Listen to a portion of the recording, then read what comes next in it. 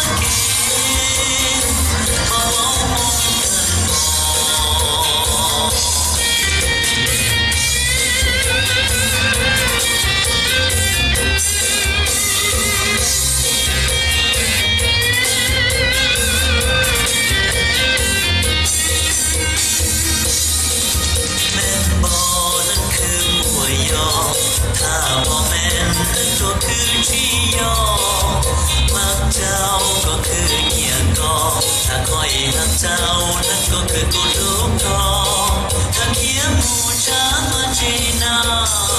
ถ้าเขียนมูจามาเจนานี่ไปเดือจนไม่สิ้นถึงไม่คอนก็ให้มองว่าเกก็ให้มองว่าเกก็ให้มองว่าเกมองกันมอง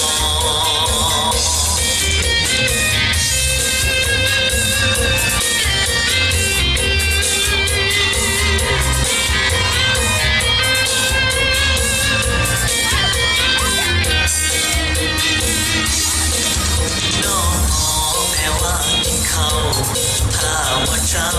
แปลว่าขอบใจพูดเธอแปลว่าไม่ใส่หัวเราเล่งคือไปเป็นนักเลงถ้ามองว่ากูมัวชาลูถ้ามองว่ากูมัวชาลูนั่นละนะแปลว่าคอยบ่มียังเลยก็ให้มองว่าเกก็ให้มองว่าเกก็ให้มองว่าเกมองกันมอง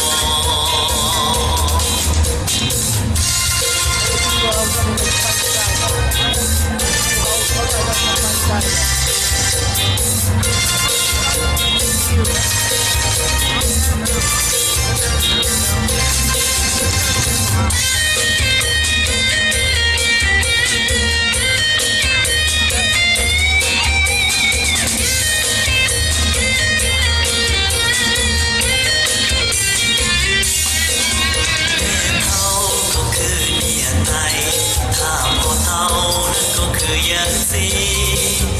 ส่งเชียร์ก็คือแฮปปี้ถ้าก็เชียร์นั่นก็คือ sorry